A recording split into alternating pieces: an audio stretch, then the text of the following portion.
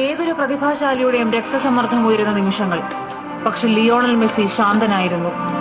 ലോകകപ്പിലെ കളിക്കളങ്ങളിൽ അയാൾക്ക് കൃത്യമായ പദ്ധതികളുണ്ടായിരുന്നു. 7 കളികളിൽ നിന്ന് മികച്ച 4 ഗോളുകൾ സ്വന്തം പേരിനോട് ചേർത്താണ് മെസ്സി മടങ്ങുന്നത്. ഗോളുകൾക്കുമപ്പുറം എത്രയോ സുന്ദരമായ നീക്കങ്ങൾ.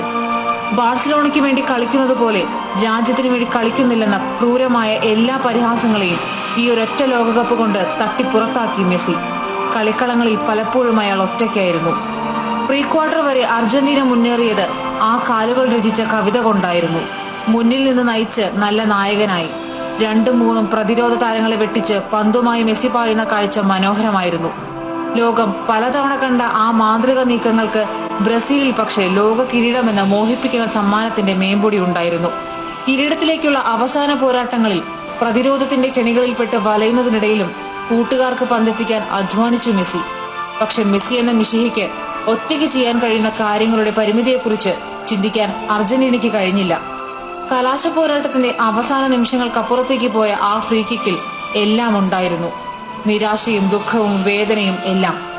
ഇനി ഏതൊക്കെ കിരീടങ്ങൾ കിട്ടിയാലും പരിഹരിക്കാനാകാത്ത ദുഃഖം. ആരാധകരുടെ പ്രതീക്ഷകളും കാത്തിരിപ്പും 7 കളികളിലേക്ക് നീട്ടിയ ആ കളിമികവിന് ഒരിക്കൽ കൂടി ലോകത്തിന്റെ ആദരം. ആരവങ്ങൾക്കിടയിലൂടെ മികച്ച കളിക്കാരനുള്ള സ്വർണ്ണപ്പന്ത് ഏറ്റുവാങ്ങി മൈതാനത്തേക്ക് തിരിച്ചു നടക്കുമ്പോൾ കരയാതെ കരഞ്ഞിരിക്കണം മെസ്സി. കാരണം ഒരു സ്വർണ്ണപ്പന്തും കൈവിട്ടുപോയ ആ ലോക കിരീടത്തിന് പകരമാകില്ല. നന്ദി മെസ്സി, നിങ്ങളാണ് താരം.